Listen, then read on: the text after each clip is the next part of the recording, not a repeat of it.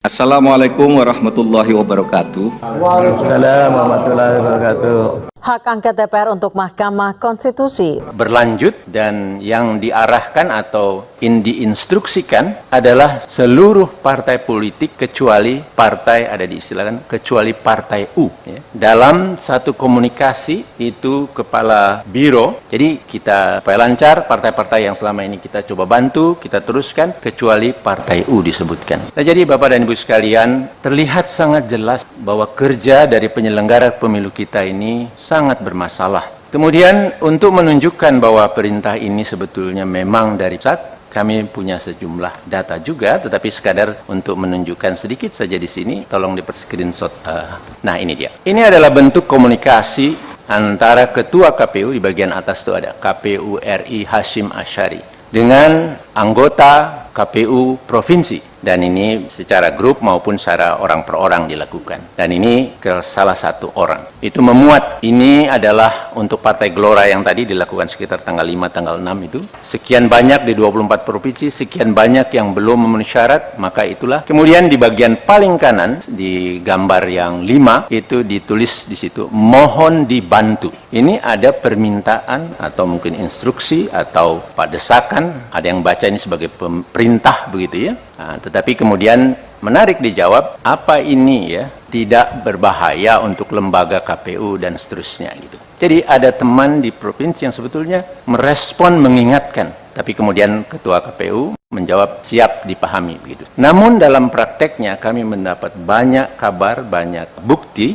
bahwa tekanan terus untuk melakukan perubahan data, membantu yang awalnya satu partai politik, kemudian semua partai politik kecuali partai U, itu berlangsung. Dan kemudian satu slide yang ada satu gambar saja, sekedar contoh juga. Ini adalah komunikasi antar anggota KPU provinsi yang resah lah ini, tapi ini bagian ini yang saya anggap penting, tetapi yang lain-lainnya itu kelihatan di antara mereka resah. Nah, di sini satu anggota dari satu provinsi menceritakan kepada satu yang lain di provinsi yang lain, barusan Pak Idam telepon saya setelah bicara dengan Pak Idam dioper kepada Pak Agus Melas yang isinya satu, saat ini mereka sedang duduk bersama Pak Idam, Pak Agus, Pak Derajat, dan Pak Sekjen sambil berkomunikasi dengan Pak Hasim yang sedang ada di Padang. Dua, sesaat lagi Sekjen akan memerintahkan Sekretaris Provinsi, itu saya tutup, agar komunikasi dengan admin Sipol di beberapa kabupaten kota untuk MS-kan Partai Gelora.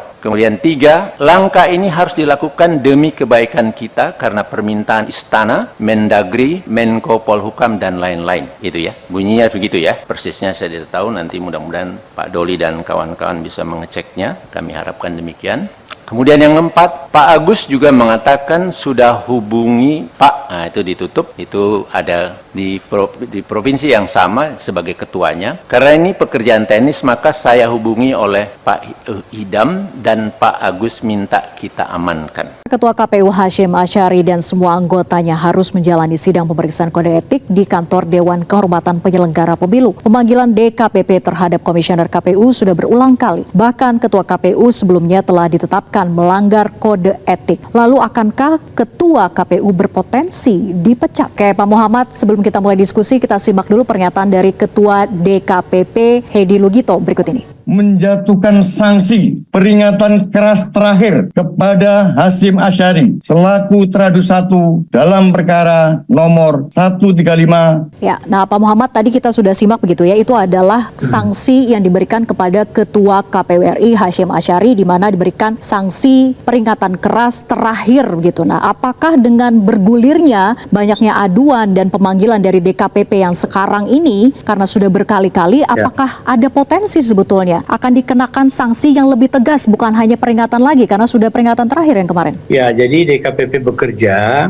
itu atas peraturan DKPP yang diberi judul sebagai pedoman beracara. apa yang terjadi, pemeriksaan saat ini itu adalah perkara dugaan etik baru yang dialamatkan kepada ketua dan anggota KPU.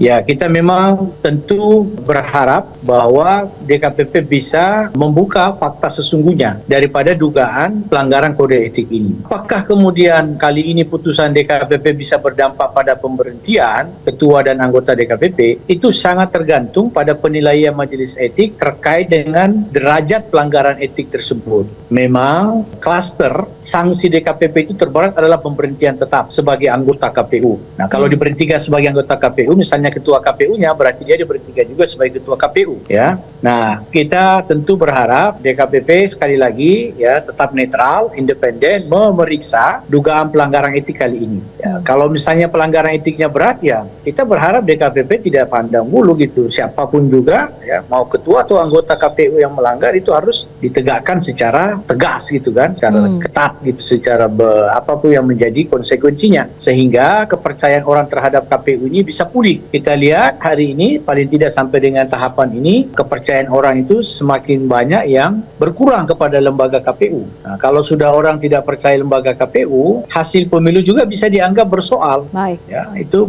bahayanya di situ, Mbak Vera. Itu potensi jadi orang persidangan berikutnya dari DKPP harusnya KPU. sanksinya tidak lagi hanya sekedar peringatan begitu ya, sudah bisa berupa sanksi tegas. Ya, kalau memang pelanggarannya berat. Ini kan kalau misalnya terbukti bahwa terjadi kebocoran data pemilih, itu adalah sesuatu hal yang serius itu. Itu kedaulatan kita di situ. Jadi tentu masuk kategori pelanggaran berat kalau memang terbukti ya dalam sidang etik ini. Seberapa vital sebetulnya kan komisioner KPU melanggar aturan yang ada diantaranya sebelumnya begitu ya, bertemu peserta pemilu, kemudian salah hitung kuota minimal 30% perempuan calon anggota DPR, DPRD hingga terima pencalonan Gibran. Nah, apakah rentetan persoalan ini ditambah lagi dengan aduan yang baru terkait dengan pembocoran data begitu ya melalui web KPU yang katanya dihack. Nah, apakah ini tergolong pelanggaran berat sefatal itu? Oh iya, kalau memang terbukti nanti di sidang etik bahwa KPU, ketua dan anggota KPU tidak firm ya menjaga kerahasiaan data ya, maka itu masuk kategori pelanggaran berat. Bayangkan data-data pemilih kita bisa bocor gitu ya. Ya tentu KPU akan berdalih bahwa ini tidak hanya menjadi tanggung jawab KPU. Itu dalih yang kadang-kadang kita dengar. Ini ada serangan hack. Nah, nggak boleh KPU berlindung pada alasan itu. KPU harus sudah punya antisipasi yang cermat, tepat begitu. Ya jadi dia harus punya strategi untuk mengantisipasi hal seperti ini.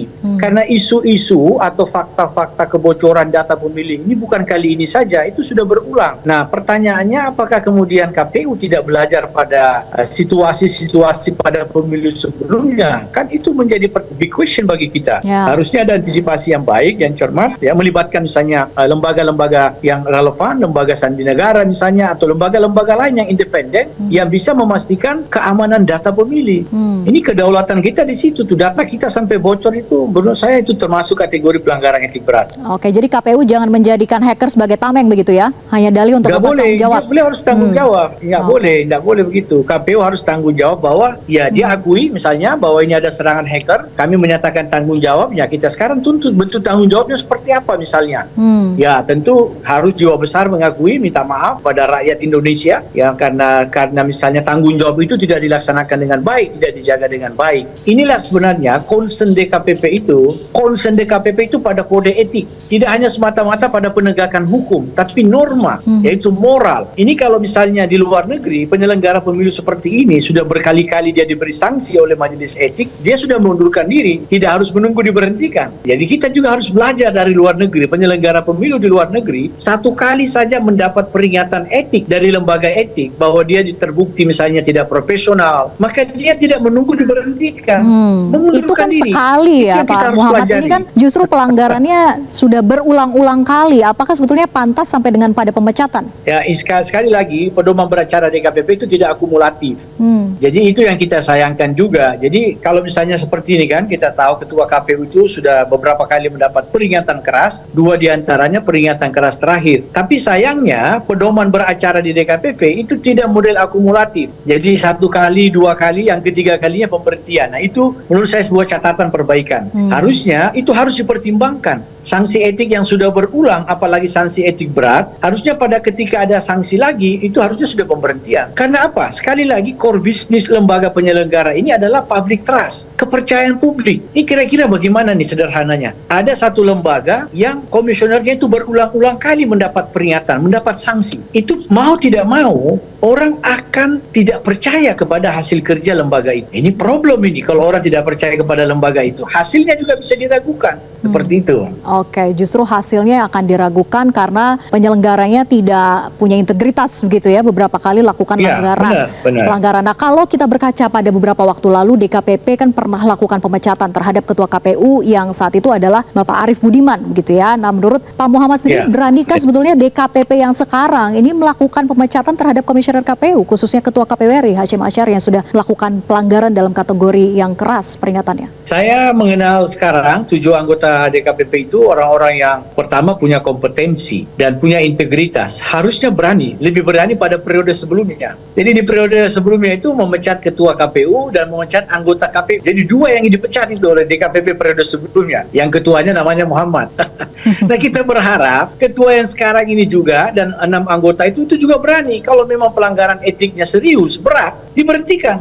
Karena begini, itu seperti dengan filosofi luka gitu. Kalau di tubuh kita ada luka yang dipelihara dan kita lihat luka itu bisa merusak bagian tubuh yang lain, itu kan sama dengan kita membiarkan luka itu terus mengerus ya, merusak bagian tubuh yang lain. Tapi kalau kita yakin bahwa kalau kita potong luka ini maka yang lain akan sehat, maka jangan ragu-ragu, potonglah bagian tubuh itu. Tapi apakah otomatis demikian Pak Muhammad? Karena memungkinkankah pemecatan terjadi ketika rekapitulasinya saja belum tuntas? Yang dikhawatirkan adalah akan timbul masalah baru dan ketidaksinkronan data dan sebagainya. Oh enggak, DKPP tidak terkait dengan itu. DKPP terkait pada perilaku penyelenggara. Jadi hukumannya itu hukuman personal. Jadi misalnya ketua KPU-nya diberhentikan, ya sebagai ketua, dia mungkin sebagai anggota, maka dia harus pilih segera ketua yang baru. Atau misalnya ketua KPU-nya itu diberhentikan sebagai anggota KPU, maka otomatis juga dia diberhentikan sebagai ketua KPU. Maka DPR Komisi 2 harus segera memproses penggantinya anggota yang diperpecat secara permanen. Jadi tidak ada, karena calon pengganti 7 orang ini sudah siap semua. 7 nama pengganti 7 orang ini sudah siap semua. Sudah ada presidennya belum, Pak Muhammad? Sudah ada presidennya belum sebelumnya? Ketika rekapitulasi manual belum selesai, kemudian dilakukan pemecatan. Selama ini memang belum, ya. Jadi selama ini pemberhentian itu harusnya diikuti dengan proses PAW, ya, oleh Komisi 2. Nah, kemarin itu DKPP periode sebelumnya memberhentikan anggota KPU, lalu ada gugatan hukum, ya, oleh Komisi 2 ditunda. Nah, ini yang kita sayangkan. Harusnya Komisi 2 memproses saja kalau ada pemberhentian, ya. Jadi seperti itu. Jadi tidak terkait, walaupun misalnya anggota KPU diberhentikan, ya itu tidak mengganggu. Ya, kalau misalnya 1 orang diberhentikan misalnya atau 2, itu segera penggantinya diproses. Ada dalam ketentuan itu. Kalau memang tidak mengganggu, artinya bolanya sekarang memang ada pada DKPP begitu ya. Apakah berani untuk melakukan sanksi yang tegas sampai dengan pemecatan ataukah tidak begitu ya? Betul. Sekarang kita tunggu ketegasan DKPP ya, dan objektivitas DKPP dalam menilai pelanggaran kode etik terkait dengan data ini, data pemilih ini. Oke, Pak Muhammad, satu lagi soal Sirekap. Ini kan Sirekap yang error hingga buat kegaduhan, padahal Sirekap ini disebut-sebut hanya sebagai alat bantu tetapi bisa menghentikan proses penghitungan manual. Dalam poin ini apakah bisa dibenarkan sebetulnya tindakan KPU atau jelas-jelas kembali melanggar? Ya, penghentian Sirekap ini harus disertai dengan penjelasan.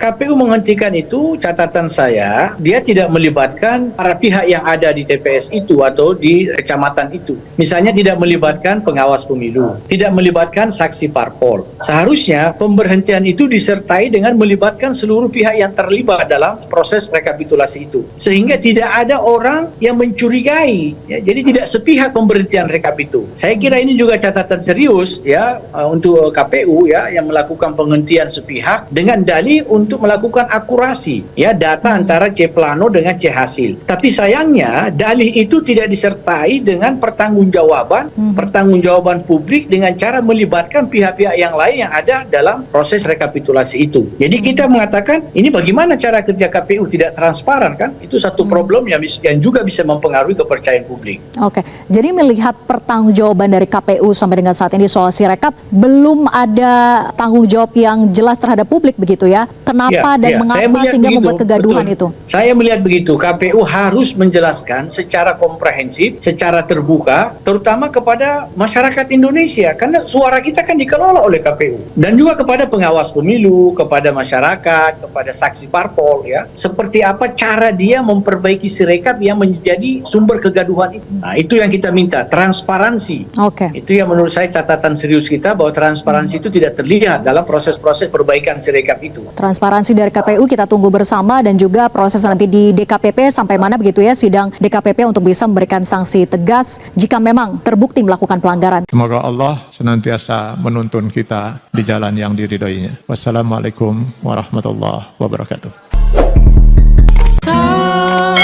Terima kasih.